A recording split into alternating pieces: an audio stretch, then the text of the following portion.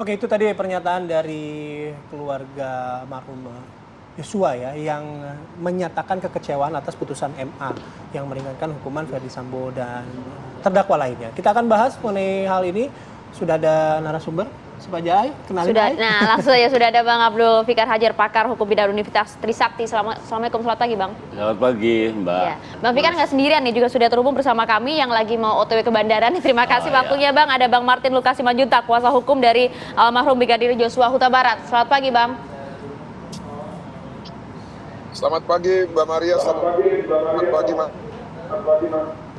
Ya, Pagi. Bang Martin, kita kemarin juga sempat berdialog juga bersama dengan ayah dari Brigadir Joshua begitu ya. Nampak tadi seperti pernyataan yang kami putar sebelumnya. Cukup shock, kaget, dan seperti disambar petir mendengar hukuman bagi Verdi Sambo yang dianulir menjadi seumur hidup oleh MA. Tapi kalau melihat secara konteks hukumnya, seperti apa Bang Martin?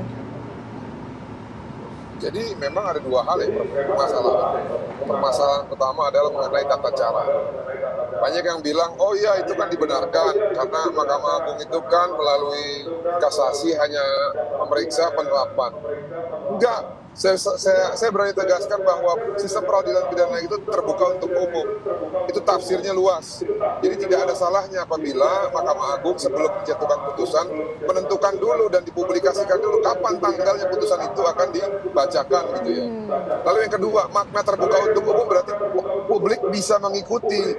Ya minimal kalau memang tidak diperkenankan untuk masuk ke dalam ruangan persidangan, ya ditayangkan saja secara live.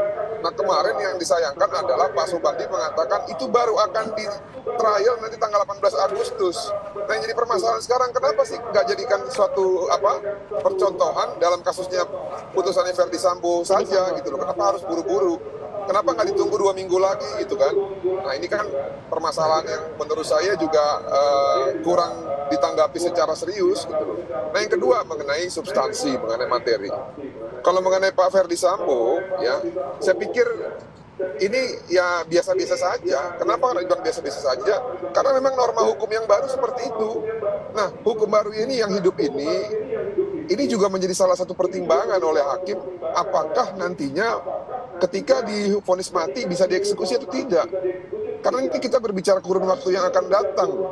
Nah, oleh karena itu ya kita harus hargai juga putusan hakim terkait putusan untuk Pak Verdi Sambo. Kalau itu menurut saya nggak terlalu fundamental lah. Yang lebih parah itu justru terhadap terdakwa ataupun terpidana yang lain, yaitu Bu PC. Kalau ini kami nggak setuju. Bagaimana bisa pemicu tindak pidana itu diganjar hanya 10 tahun penjara. Nanti semua orang akan berpikir bahwa ya sudah kalau setiap ada permasalahan, lebih baik kita bunuh-bunuhan aja, atau kita provokasi aja orang supaya bunuh orang gitu loh, tanpa melalui proses hukum. Karena ada dua hal di sini sebenarnya yang harusnya, ya karena harusnya dua hal di sini yang harusnya menjadi percontohan dalam putusan ini. Yang pertama adalah agar masyarakat tidak mengulangi perbuatan yang sama di kemudian hari, dan yang kedua agar pejabat-pejabat juga tidak mengulangi juga tindakan yang sama yang dilakukan Verdi Sambo dan kawan-kawan ini terhadap ajudannya. Mbak Maria dan Mas Bayu, ya, ketika kasus ini masih hangat-hangatnya, saya sering ke Polres dan ke Polsek. Itu di bawah itu anggota-anggota juga pada takut. Mereka menyampaikan kepada saya, Bang, tolong usut sampai tuntas, Bang. Kami juga takut nanti suatu saat kami diperlakukan seperti itu. Ini pesan mereka loh. Nah, oleh karena itu, menurut saya ya, serang. Nanti mau bantah atau enggak. Contoh yang diberikan Mahkamah Agung melalui putusan Bu Putri Chandrawati itu contoh yang tidak baik lah ya untuk hukum kita yang akan datang. Terima kasih. Oke, baik, saya ke Bang Fikar. Ya. Kalau rupanya kalau Bang Martin tadi bilang ya khusus untuk putusan Verdi Sambo kan ada norma hukum baru ya 2023 ini betul gitu. Artinya ya sudah gitu, itu dihormati. Tapi untuk Putri Chandrawati sebagai pemicu, Anda sepakat juga bahwa hukumannya harus dikurangi? Tepat tidak sih dari 20 tahun menjadi 10 tahun begitu? Ya, soal tepat atau tidak tepat itu kan kembali kepada otoritasnya. Maksud saya hakim-hakim yang memutuskannya gitu ya. Karena pasti sebuah putusan peradilan itu selalu ada dua pendapat kan begitu. Ada yang bilang adil, ada yang tidak adil kan begitu. Itu selalu kan begitu. Ya pro kontra itu pasti. Hakim MA pun begitu kemarin. Nah karena itu besaran hukuman itu menjadi menjadi perhatian orang gitu. Ya perhatian orang apakah dia memang tepat tidak dihukum segitu. Nah, kan tinggal dilihat perannya sebenarnya. Kenapa Mahkamah Agung merubah dari 20 sampai 10? Saya kira juga dia mempertimbangkan itu tadi, mempertimbangkan peran dan kedudukan Ibu Putri itu. Gitu. Meskipun juga kemarin kan terbukti ya di persidangan sebagai secara bersama-sama melakukan pembunuhan berencana, pemicu juga dalam hal ini. Iya. Secara faktual terbukti seperti itu. Nah, cuma kan itu tadi saya bilang kan gini, di peradilan kita itu ada dua, yudek paksi, yudek iuri. Satu menerapkan hukum, satu mempertimbangkan fakta untuk diterapkan hukumnya. Yang satunya Mahkamah Agung akan menilai apakah pengadilan negeri, pengadilan tinggi ini sudah pas menerapkan hukum itu. Kan itu sebenarnya dua tingkat itu. Nah, Mahkamah Agung menganggap itu tidak pas dengan hukuman segitu, gitu, ya kan? Nah, itu yang kemudian berdasarkan otoritasnya kemudian dia menilai bahwa tidak pas menerapkan peran seperti itu untuk dihukum 20 tahun. Karena itu harusnya cuma 10 tahun. Nah, itu yang ada di pertimbangan Mahkamah Agung, hakim-hakim Mahkamah Agung seperti itu. Nah, maksud saya itulah perbedaan persepsi tentang keadilan gitu. Jadi bisa berbeda gitu antara di dalam komunitas hakim sendiri itu pasti berbeda gitu. Jadi menurut Anda besaran hukuman bagi Putri Chandrawati dan juga terdakwa lainnya sudah sah-sah saja begitu ya? Kalau sah saja karena diputuskan oleh otoritas yang punya kewenangan gitu. Adil atau tidak menurut Anda? Nah, itu yang kembali kepada masing-masing gitu. Perasaan keadilan. Nah, itulah yang saya bilang tadi. Menurut Anda? Perasaan keadilan hakim tingkat yudek paksi yang pengadilan negeri, pengadilan tinggi ya 20 tahun. Tapi perasaan keadilan yang hidup di dalam hakim-hakim Mahkamah Agung yang hanya melihat penerapannya saja itu berarti itu subjektivitas hakim. Adil. Iya. Subjektivitas hakim kalau begitu. Iya. Kasasi itu kan tidak memeriksa fakta, dia cuma memeriksa cocok nggak fakta seperti itu dihukum sekian. Itu yang diperiksa oleh Mahkamah Agung. Itu wewenang Hakim Agung ya. Oke, nanti kita lanjut lagi ngobrol dengan Pak Fikar dan juga Bang Martin, tapi kami harus jeda terlebih dahulu. Kami akan kembali sesaat lagi. Baik ya, Bang. Iya. Seumur hidup kalau tidak pakai remisi, dia sampai mati di. Anda kembali di Apa Kabar Indonesia Pagi. Kita kembali berbincang di sesi ini dengan masih Bang Fikar dengan juga Bang Martin. Bang Martin, Anda tadi sudah mendengar ya penjelasan dari Pak Fikar gitu. Kalau soal keputusan ya itu udah jadi otoritasnya MA. Subjektif. Ya pasti Bang Martin juga mengerti gitu kan. MA hanya memeriksa pantasan atau tidak gitu, tidak lagi memeriksa fakta-fakta di persidangan.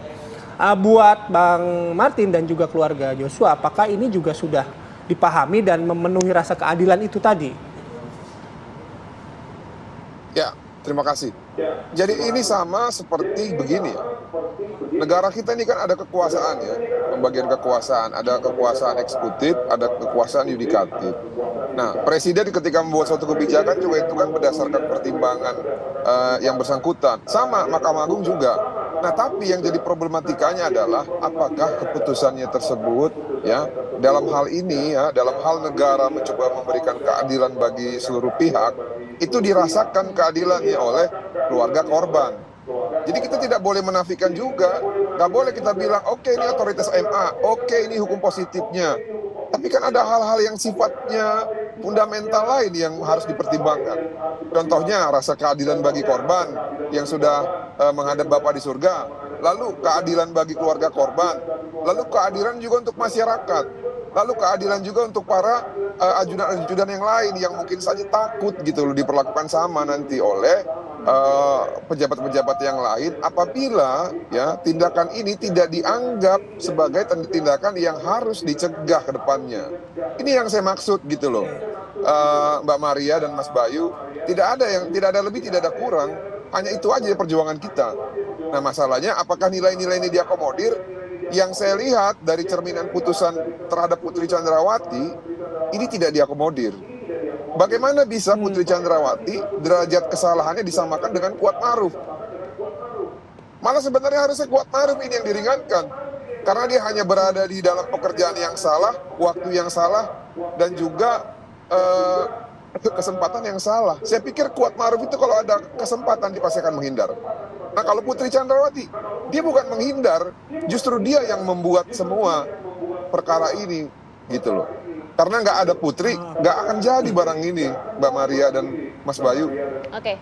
Iya. Semua perkara baik, ini timbul atas inisiatif dan juga pemicu dari Putri Chandrawati. Demikian, terima kasih. Bang Fikar, Anda sepakat harusnya perbedaan diskonnya justru lebih besar di Kuatmaruf bukan di Putri karena Putri sebagai pemicu. Iya, dia pemicu gitu dan dia ada di dalam satu wilayah atau tempat di mana terjadinya itu. Nah, seharusnya memang yang normal itu dia mencegah gitu ya, mencegah terjadinya kekerasan itu atau penembakan itu. Nah, persoalannya adalah saya sering kali melihat, saya tidak menafikan peran perempuan. Ada pola relasi yang tidak seimbang di dalam satu rumah tangga. Relasi antara wanita dengan laki-laki dalam satu rumah tangga. Kalau rumah tangga yang modern mereka sama, yang sama-sama kerja, yang sama itu sama. Tapi kalau yang hanya ibu rumah tangga itu ada pola relasi yang begitu menguasai dari suami. Sehingga apa kata suami itulah yang menjadi perintah mati buat sang istri gitu. Nah, saya kira Ibu Putri itu ada dalam posisi yang seperti itu gitu. Tapi itu tidak ada di persidangan, Bang Fikar. Maksudnya? Nah, kan kalau di persidangan kan justru Putri yang memicu begitu, justru Sambo yang kemudian mengeksekusi begitu, bukan seperti yang nampak Putri sebagai orang yang disuruh dan lain-lain, kan tidak begitu, Bang Fikar ya? Iya, enggak, artinya mestinya ketika tahu Ibu Putri itu suaminya akan melakukan itu, dia kan mestinya mencegah. Itu yang normal kan seperti itu gitu, ya kan? Nah, tapi itu tadi yang saya bilang, ada pola relasi yang menekan antara Bu Putri sebagai istri dengan suaminya Pak Sambo. Jadi begitu dikuasai gitu loh di dalam rumah tangga itu. Nah, karena itu kemudian menurut saya ya mestinya ketika dilakukan penembakan itu kan Bu Putri ada di dalam kamar kalau nggak salah ya. Nah, mestinya dia ikut mencegah, tahu apa yang akan terjadi begitu. Tetapi dengan pola relasi yang seperti itu kan akhirnya dia menyerah saja, menyerahkan kepada suaminya. Nah, itu yang menurut saya kesalahannya di situ gitu. Oke, tapi itu juga bisa menjadi dasar juga. Sekali lagi ya, kalau ini kan otoritasnya MA gitu ya, Pak Fikar ya. Betul. Tapi apakah itu juga bisa menjadi dasar mengurangi hukuman itu gitu? Signifikan, setengahnya diskon. Nah, kalau itu saya bilang itu kembali kepada otoritas gitu. Kewenangan menilai fakta itu ya, menilai apakah pengadilan negeri, pengadilan tinggi menerapkan 20 tahun itu pas atau tidak, adil atau tidak, nah itu kembali kepada subjektif soalnya. Iya, jadi perasaan subjektif mengukur subjektivitasnya tuh gimana gitu? Sebagai awam ketika sudah ada putusan MA gitu kan pasti tadi Pak Fikar bilang akan ada yang setuju, akan ada yang tidak setuju. Tapi mengukur bahwa putusan itu adalah yang tepat, gimana Pak Fikar? Nah, yang paling tahu adalah hakimnya. Ini kita tunggu ya Pak pertimbangannya. Kita nggak bisa tahu apa-apa. Karena itu kembali kepada kewenangan dan otoritasnya gitu. Kita sebagai masyarakat atau sebagai orang yang mengamati penegakan hukumnya ya mestinya tidak dikurangi kan gitu. Ya, Bang Martin. Tidak adil gitu. Saya boleh tambahin dikit nggak? Boleh tambahin dikit? Iya, silakan Bang. Jadi begini ya. Ya silakan Mas. Pernah ada wacana begini dari masyarakat ya. Putri hukumnya sama aja seperti Sambo gitu ya, hukuman mati atau hukum seumur hidup. Nah, itu menurut saya tidak adil. Jujur ya, walaupun saya di sini sebagai kuasa hukum korban, itu nggak adil. Makanya saya bilang kalau angka itu adil. Kenapa? Karena gini, kita tidak bisa menafikan bahwa memang dalam perkara ini pasangan suami istri ini ya memiliki anak. Nah, bagaimana perasaan anak-anaknya ketika dua dari orang tuanya tidak bisa lagi bertemu mereka secara permanen gitu loh. Nah, ini juga kita concern. Tapi ya mengenai hukumannya ya tolonglah, maksudnya jangan disamakan dengan Kuatmaruf gitu loh. Masa 10 tahun? Kalaupun ada keringanan ya berikan keringanan tapi dengan pertimbangan rasa keadilan juga bagi keluarga korban. Seperti itu menurut saya ya hitung-hitungan yang adil. Iya, Bang, tapi tadi kata Bang Fikar karena memang nampaknya Putri Chandrawati ini berada di bawah tekanan Sambo sehingga mungkin ini menjadi pertimbangan subjektif dari Hakim Agung. Menurut Anda bagaimana, Bang? Jadi kalau saya melihat tidak begitu. Coba lihat latar belakang Bu Putri, dia anak siapa? Ya, itu yang pertama. Yang kedua, dari keluarga apa? Ya, yang ketiga, itu tidak pernah ya terungkap di persidangan yang hal seperti itu. Walaupun memang secara kemungkinan ada bisa saja kalau ditarik-tarik ke situ.